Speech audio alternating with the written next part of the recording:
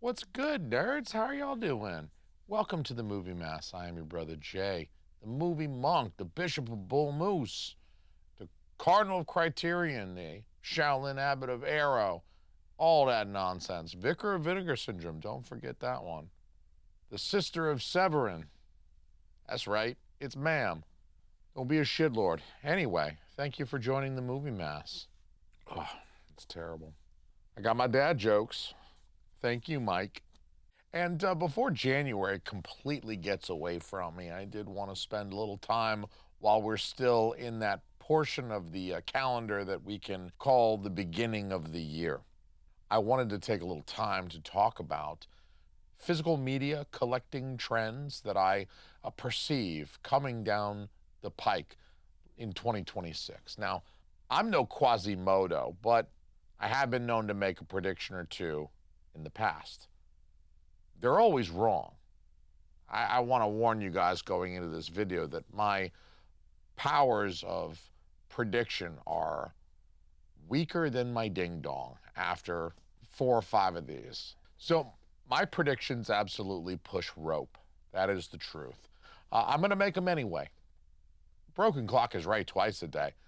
So I just want to talk about some of the things I see going down in the near future and what they mean for us as collectors of physical media, as gentle lovers of physical media.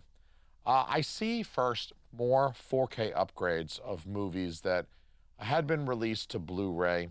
So simple format upgrades. I think that's probably an easy one. This is like an underhanded softball pitch of a prediction, but I think we're going to see more Blu-rays that are perfectly serviceable, nonetheless being re-released as a 4K. And in a lot of cases, I believe we're not going to see a big difference in terms of special features. Maybe a couple of new ones, but nothing really huge in terms of a difference in special features. I think will also make it feel like just kind of an obligatory 4K upgrade. Now, as an example, you can look to just this year already. I'm already right. Just this year, Vinegar Syndrome put out a 4K of Married to the Mob, which had a out of print but nonetheless perfectly serviceable Blu-ray from Fun City Editions. Now, I'm not going to complain about Vinegar Syndrome doing the 4K upgrade because I don't own the Blu-ray. So buying the 4K will be just as good for me. Makes things cheaper for us, but you'll also see stuff like Criterion announced a 4K of Boys in the Hood, obviously as part of a trilogy with 2 other films, but Boys in the Hood already has a 4K release from Sony from a little while back. So we're even going to see, in addition to Blu-ray to 4K upgrades, we're going to see, I don't even want to use the word upgrade, we're going to see some kind of lateral movements of 4Ks where there's a re-release of something that already had a 4K. If you think about it, 4K has been around for about a decade now in 2026.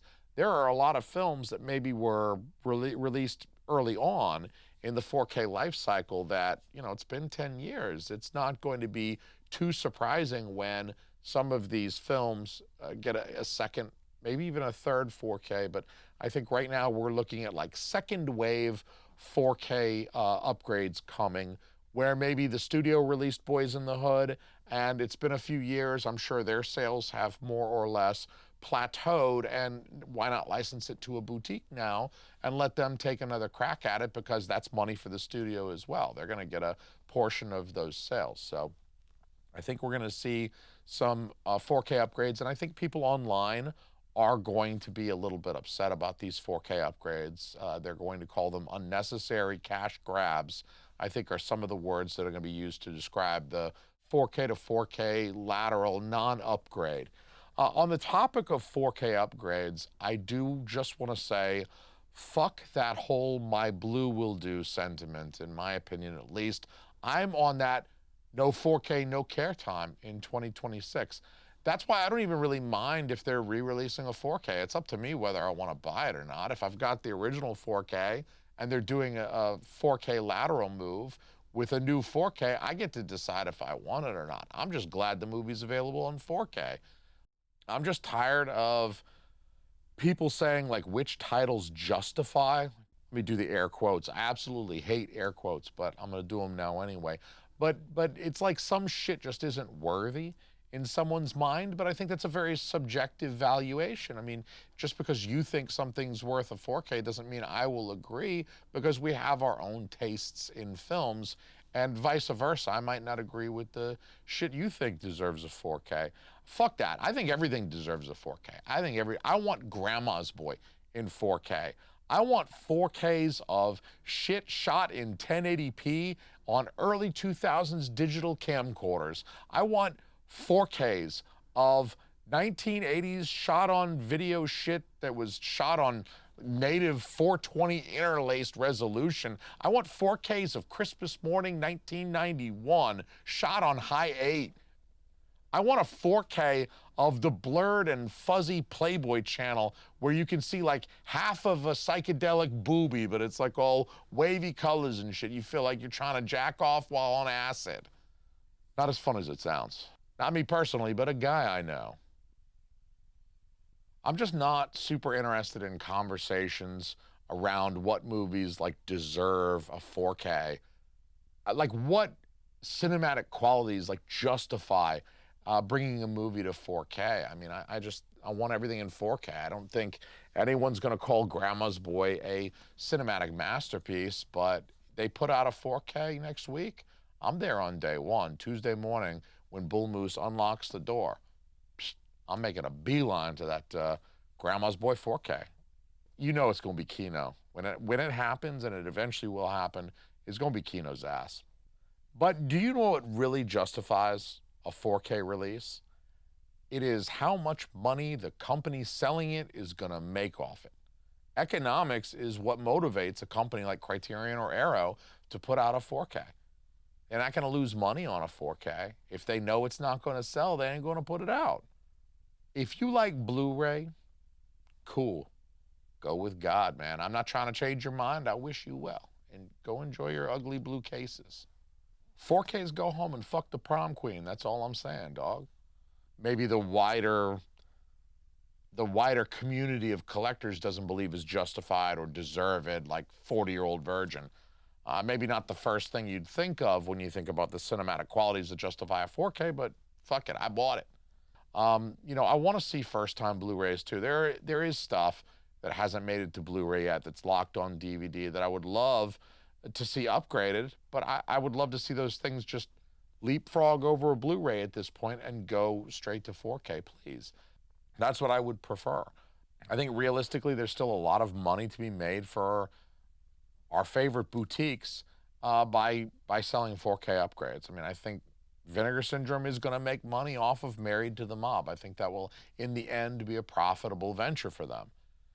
Speaking of Vinegar Syndrome and their recent sale, we noticed earlier this year that prices went up a little bit for Vinegar Syndrome. The shipping increased by $2, and several of the Cinematograph 4Ks, I think, went up $3. And I think the Cinematograph Blu-rays went up by $2 or $2.50. There was a marginal increase on many of the releases when compared to just a couple of months ago, like towards the end of last year. Go back and look at some of the October or November releases from Vinegar Syndrome, compare some prices, and it looks like they are a couple of bucks up. And so I don't think I'm very surprised by seeing some of these increasing costs. I think we might see increasing costs driving some collectors like us to maybe going back, revisiting the Blu-ray format, the DVD format, and I think it may even help to propagate the my Blue will do mentality. People are buying Blu-rays for $10, $12 when 4Ks are, going up in price, costing more and costing, $45 for a brand new movie. If you bought Married to the Mob earlier this month, and you're not a subscriber, so you don't have a subscriber discount, you paid $45 for Married to the Mob. One single film on 4K. It's a limited edition, sure, but $45 for a single film on 4K. There's a lot of people that are going to mount some very convincing arguments that that's maybe asking a little too much. Actually, one of my predictions for 2026 is that I see this fetishization of these older formats, especially DVD, just because that goes back 25 years now, 26 years now, to a time when some of you guys were quite young. I mean, some of you guys may not even really remember 2000 and 2001 very well, those early days of DVD. And so for some folks who grew up with DVD, DVD was already kind of ubiquitous when you were 5 or 6 years old. Then, and that's kids who were born in the mid 90s already at this point. If you're born mid 90s, you may have no real memory of VHS or watching VHS. And so for you, DVD is like my VHS. It's analogous to me looking at VHS with some nostalgia because that's what I watched when I was a kiddo. So I think some like fetishization of DVD, especially a little bit of Blu-ray, as this like retro format. Like DVD is the new retro every year that goes by. Stuff gets older and stuff becomes more retro. So I think DVD is going to be the new cool retro format because you can go to Goodwill and you can get DVDs for $2 a pop. I think we'll see more YouTube content that's focused on blind collecting limited editions versus like watching and enjoying movies. If you're one of these pro DVD fetishists or one of these my blue will do kind of poverty folk, then you will probably say that people are focused too much on buying these like super thick imprint sets that are like you need a wheelbarrow and a forklift to get a single set into your house, you know, because you got to get it up the stairs. You needed to pay movers. These imprint sets are out of control, and I don't see that slowing down in 2026. There's another prediction for you regarding imprint as a label, but you know, there will be talk more about people collecting as opposed to actually watching and loving and enjoying movies. And so I think we're going to see that kind of push and some of that friction between the DVD retro folk who like their $3 DVDs and maybe people like me who I'll buy a $50 limited edition. I don't care. I'll order Reanimator from Ignite any day of the week. That was worth $80. You know, by and large, I'm unperturbed personally by movie collectors who also enjoy the thrill of pre-ordering some limited edition that sells out on day one, like The Great Silence did recently. I identify as the type of person who collects limited editions over standards. I prefer a limited edition, and I will pay more for it. I'm not justifying it. I am sick in the head. I get it. It's not the worst vice I could have. I will say that once people start having their Blu-rays graded and slabbed, like a comic book from 1987, then I'm going to have a little bit of a problem with where collecting movies is going. You got to still watch the things. As a collectible, movies are great. You got to watch the things. Feeling where the wind is going, I do feel like we're kind of over Giallo, which is fine by me. Totally okay with me. It seemed kind of like the big trend for 2022, 2023, and it feels like over the course of 2024 that kind of petered out a little bit. Hong Kong shit might be kind of replacing Giallo as the kind of cheap to license import cinema du jour. Kind of the big thing of today is the Hong Kong cinema, and I think they're selling quite well. I mean, I think we're going to see more of that in 26 because the Hong Kong cinema has seemed to sell very, very well recently, especially in more prestige sets. The Shout Factory Hard Boiled sold out. I don't remember the last time a Shout produced limited edition sold out within just a couple of weeks. Say what you will about Shout and Scream Factory, but they do a good job producing enough limited editions that you can usually get your hands on them without too much difficulty. They don't sell out really rapidly like some of these Vinegar Syndrome releases do. You can get your hands on a slipcover or a steelbook or a box set when it's a Scream release. They give you like a good year to get that shit in, which I appreciate. It's generous of them. However, Iron Angels 1 through 3 also sold out very quickly for Vinegar Syndrome. That was out quick. So I think, you know, we're going to see a little bit more of these Hong Kong films come out in sets. And I think there might even be good reason for them to try to put them out in slightly more prestigious sets because we do see some of these LEs selling out pretty quickly.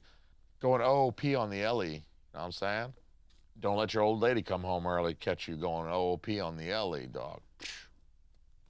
Ooh, I have already predicted, in fact, that Vinegar Syndrome will publish at least one Hong Kong release per month, and probably well more than that from Shout. They've got their Hong Kong Cinema Classics line, and so they are going to be filling that one out, at least a couple of releases per month. So I think we're going to see plenty from those two. I think we'll even see a little bit from Arrow and Criterion, although I will say maybe a little bit less for Criterion. They tend to be kind of every quarter they throw out a Hong Kong. Like they're at least not doing it every single month.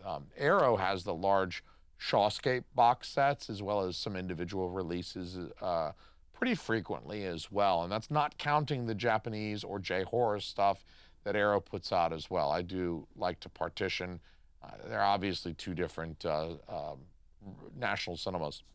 I think 88 Films and Eureka's whole U.S. presence is essentially Hong Kong shit. So those two companies wouldn't know what to do with themselves. They wouldn't know what to publish if not for the Hong Kong stuff. At least in the United States, that seems to be all they're really good for over here in the States.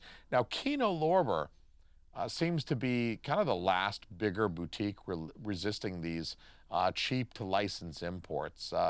The Hong Kong shit, I guess it doesn't really fit in with their Studio Classics line, although Kino Lorber's doing what a lot of other boutiques are doing by creating multiple lines, multiple sublines of their main IP, of their main line. I also think that it feels like people are smartening up and they're kind of moving past that whole like physical media is dying shit that seemed to be very prevalent 2 years ago or so. I think Arrow's putting out 4 or 5 releases each month. Vinegar Syndrome puts out like 7 or 8, maybe releases across their main line and their sub labels, including VSA, VSU, Cinematograph, and stuff. Plus, there's at least another 10 or so partner releases each month, maybe more than that. Criterion puts out 5 or 6 each month. Kino does, whatever the hell Kino wants to do. That's usually 5 or 10 releases per month. They have a little bit more range, it seems. Shout has Shout Selects, Hong Kong Cinema Classics, and Scream Factory to deal with, plus G Kids, which is like their anime wing. They've got to do at least 10, 12, 14 releases per month across all of the Shout sub-labels. And then Warner Archive, of course, is putting things out every single month. Maybe it's Tom and Jerry, but they're putting something out. They're giving you something to watch that month. So then there's like the studio shit, obviously. Warner Brothers, Paramount, Sony putting out stuff for Disney every now and again. Conservatively, and this is being very conservative, really just focusing on boutiques, we're looking at something like 500 disc releases every single year at their current rate that they're going. I think physical media is going to continue to be collector driven for sure. It's going to be mostly people like me who are sick in the head and they want the limited edition, and it's how we feel good about ourselves. It's how we compensate for things. I ain't got enough money to start buying cars and shit to compensate, so I buy movies. I buy Criterions to I buy Criterions to compensate for my complete and utter lack of class. Maybe people will think I'm classy if I have a shelf full of Criterions. Money can buy you class, okay? As far as I'm concerned, the final nail in the coffin for all those chicken littles who were claiming that physical media was on its last leg, the one final nail in the coffin for those bitches was the return of VHS. Bro, physical media is not dying when new VHS are being manufactured. That's like a 45-year-old format, physical media format. Like the only older format than VHS that we fuck with remotely is vinyl records. I want to interview like the last guy in the United States that's still using a Betamax to watch like 5 movies over and over again. I think the return of VHS is actually kind of the opposite of physical media dying. I mean, when inferior older formats from decades past are being revived because collectors needed more versions of Terrifier 3 to buy, physical media is doing all right. When people are like, yeah, I got the 4K Blu-ray combo of Terrifier 3, but I really need another format that I'm not going to watch Terrifier 3 on to buy. Let me buy a VHS of Terrifier 3. That's the sign language for VHS. There's a few extra pumps in there. VHS is normally a couple pumps and toss. VHS is like several pumps. You really got to crank that thing. It's old timey. You got to crank it like an old car from 1905, like the Ford Model T, which is also the nickname of my penis, yo. God, I'm not going to be able to publish this. Speaking of VHS, I predict we're going to see some more of those released in 2026 as kind of a nostalgia fetish. They're going to be keepsakes. They're going to be shelf decorations. They're like bookends. You got VHS? Great. Those make awesome bookends. I do not consider VHS back in any real sense as far as I'm concerned. It's a novelty. They just had extra plastic left over when the ass fell out of the Funko Pop market. Everybody quit buying Funko Pops and they got all this extra plastic they got to use. We'll make some Terrifier 3 VHSs. These film bros with the beards and the craft beer will eat them up. That's why I had to shave my beard off, y'all. I will take VHS seriously as a format when some company begins manufacturing VHS players again. At least if I got a big old stack of DVDs, I can go get a new player today at any Walmart or Target. Just walk in, walk out. Blu-ray players still play DVDs. I also think this is maybe a semi-big one. We're going to see more attempts to enforce territory rights by boutiques and other license holders. Vinegar Syndrome already has a bit of a reputation for trying to prevent the sale of imported movies to U.S. customers. They don't want movies coming in from UK, Australia, etc., and being sold in favor of a Vinegar Syndrome release of the same film. Exclusivity is part of the bargain that the boutiques make with the IP rights holder. Part of what the boutique is paying for is exclusive rights to sell that copyright protected intellectual property in their territory. As a consumer, as somebody who buys these things, I like options. I'm certainly much happier with my Second Sight limited edition release of The Hitcher than I am or that I would have been with what they gave us in the United States. At the same time, if I'm putting myself in the shoes of a company like Ignite and I did all of the work to restore Reanimator and I produced extras and I did the transfer, I'd be pretty pissed about customers passing up my US domestic release in favor of the Second Sight import just because they have a Second Sight boner. Obviously, I don't know the law around protecting one's right to territorial exclusivity. If I was a lawyer, I wouldn't be here right now. I'd be fucking doing Leonardo DiCaprio shit on a yacht like Wolf of Wall Street. That's what I'd be doing if I was a lawyer. Damn, I should have gone to law school. So I don't know if Ignite should be suing Second Sight or if they need to like slap the retailers with a cease and desist. Maybe both. I don't know.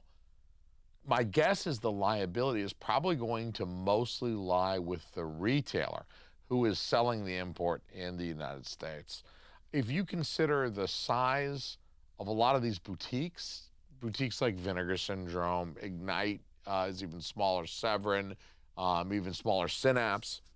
You consider the demographics for these companies. I think a company like those I just listed, I think they do most of their business maybe through their own website selling direct to consumer, but then also smaller retails like Orbit, Diabolic, Bull Moose. And I think, you know, they might notice a drop in sales of one of their titles if those same retailers, Orbit, Diabolic, Bull Moose, etc., are selling a competing product in another region's version of that movie. A larger company like Shout, I mean, they sell shit through Amazon. They have product on the shelves at Walmart. They don't seem to care too much when the transfers that they license to Arrow are then turned around and sold in the United States to U.S. domestic customers. Regardless, I don't think it's going to be a super popular move. Last time Vinegar Syndrome tried to swing their dick around a little bit and lean on these retailers to not sell imports, it wasn't super popular with collectors like us. But even though it's not going to be a popular move, I mean, I think producing high quality 4K releases with full restorations and new transfers and new special features, it's not cheap. So I think some of these smaller boutiques are going to do whatever they can do within the law to prevent import sales and keep their own revenues high. And I think we should try to support the boutiques that are doing the restoration work for a film because they're the ones incurring the most costs. So I think those are my big predictions for 2026 for the rest of the year. We'll see if any of them actually come true. Like I said, I have a very poor record with prognosticating future events, and so it might just be fun to keep these in the back of my mind for the rest of the year and just see how wrong I truly was. These folks will let me know, I'm sure. If I was wrong, they will tell me because they my ride or dies, boo. Anyway, I'll catch you guys on a flippy dippy, and I'll drink this in your honor. Peace. I am retarded. Pushing rope.